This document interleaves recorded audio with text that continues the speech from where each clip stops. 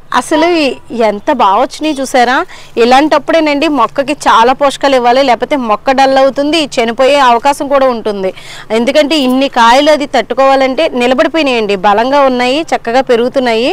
కానీ ఇంకా మన పోషకాలు ఎక్కువ ఇచ్చుకోవాలన్నమాట, మొక్క అప్పుడు తట్టుకోగలుగుతుంది. ఇదిగోండి ఇంచుమించుగా నా చేతిలోనే ఉంటాయి, ఒక 15 కాయలు పైనే ఉంటాయండి. ఎన్ని కాయలు ఉన్నాయి చూసారా? ఫస్ట్ టైం అటండి. నమస్తే, నేను Vijaya. Welcome to Telugu garden blog. ఈరోజు వీడియో అయితే మంచిగా హార్వెస్ట్కి అయితే రెడీగా ఉన్నాయి. ఇంకొక 2 డేస్లో హార్వెస్ట్ అయితే వచ్చేస్తుంది.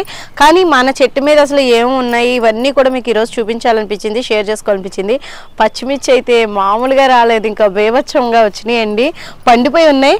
అసలు నాన్నగారు అయితే పట్టుకెళ్తాను అంటున్నారు, ఉంచుతాను, నాకు పండుమిరపకాయలు పేస్ట్ చేసి కర్రీస్లో వేసుకుంటే బాగుంటుంది, నేను పట్టుకెళ్తానమ్మా అన్నారు. సరే అయితేనని నాన్నగారి కోసమను కొంత హార్వెస్ట్ చేయకుండా ఉంచేసానండి. ఇదిగోండి కాయలు చూడండి ఎంత అందంగా ఉన్నాయో, అన్నీ ఒకే షేప్ వచ్చినాయి. గుమ్మడి గింజ ఎలా ఉంటుందండి ఆకారం, అలా ఉన్నాయి ఈ పచ్చిమిర్చి కదా. కామెంట్లో చెప్పండి ఎలా అనిపించిందో వీడియో చూసి. ఇదిగోండి ఎత్త రంగులో ఉన్నాయి కదండి, ఇవేమో పండు రంగులో ఉన్నాయి కదా. ఇవి చూడండి మళ్ళీ ఇవి ఇంకో రకం, ఇవి కొంచెం పొడుగ్గా ఇలాగా నొక్కుపోయినట్టు ఉంటుంది కాయ, గుల్లగుల్లగాని. ఇప్పుడు అక్కడ చూడండి పసుపు టమాటా, చెర్రీ టమాటా వచ్చింది చూడండి. అసలు ఆ విత్తనం పోయింది అనుకున్నానండి, ఆన్లైన్లో 5 గింజలు వచ్చినాయి. మొక్కలు అయితే బాగా వచ్చేసినాయి, వేసినట్టే. కానీ ఎక్కడ నాటానో ఐడియా లేదు, ఇప్పుడు అవి పండిన తర్వాత తెలిసింది నాకు ఇందుకే అది కూడా ఉన్నాయని. ఇంకా మీకు చూపించాల్సింది ఇంకొకటి ఉందండి. ఇక్కడ మీరు నిమ్మకాయలు అయితే అన్నీ కూడా నిలబడిపోయినాయి, గుత్తుల కింద. ఆ సైజు కూడా పెద్దగా వచ్చినాయండి, చూపిస్తాను ఒకసారి మీకు. అదిగోండి ఎన్ని కాయలు, నిజంగా కొన్ని పిందులు రాలిపోతాయి అనుకున్నాను, వచ్చినట్టు నిలబడిపోయింది నిమ్మ చెట్టు అయితే.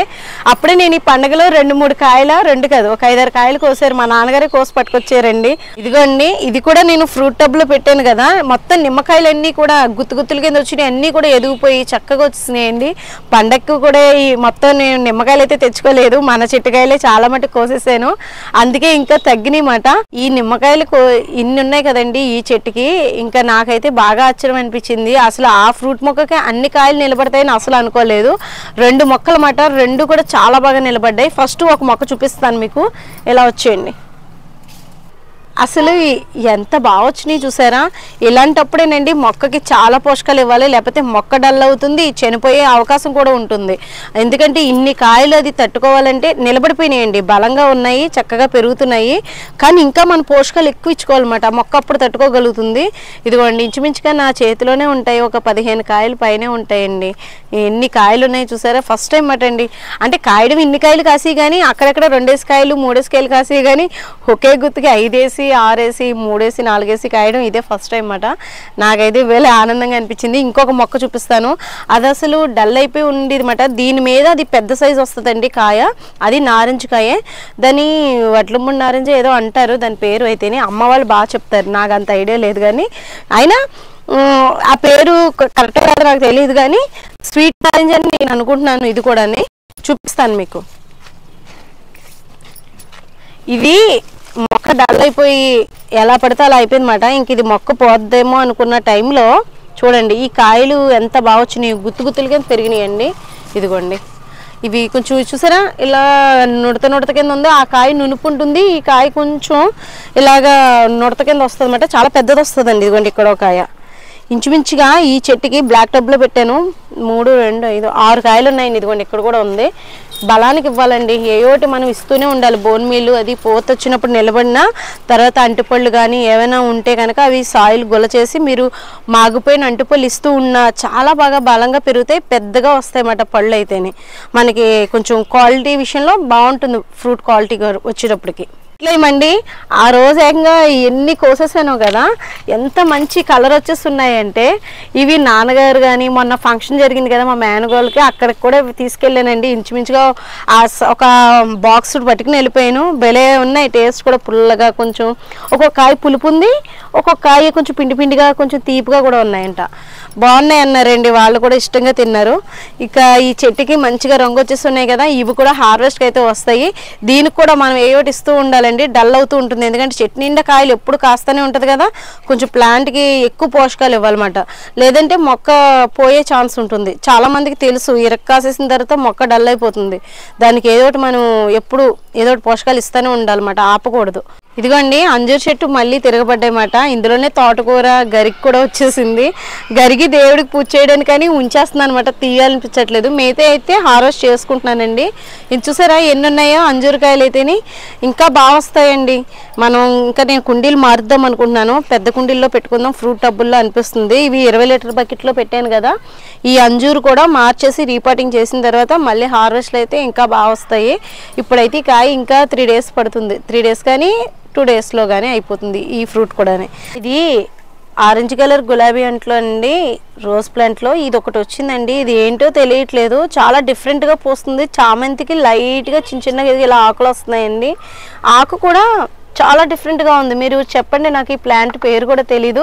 వచ్చింది సరే ఉంచుదాం, ఆకు డిఫరెంట్గా ఉంది కదా అనిపించింది. కానీ ఫ్లవర్స్ కూడా చక్కగా పోస్తున్నాయండి. ఇదిగోండి ఇలా వస్తున్నాయి, బంతి మొగ్గల్లాగా చిన్నగా వచ్చి ఇదిగోండి ఇలా పోస్తున్నాయి అన్నమాట. నేను ఎప్పుడైనా పువ్వు ఇడిచినప్పుడు చూపిస్తాను. ఇవైతే ఫ్లవర్స్ అయిపోయినాయి. నాకైతే కామెంట్లు చెప్పండి మీకు ఏమైనా తెలిస్తే కనుక, నాకు అసలు ఐడియా లేదు.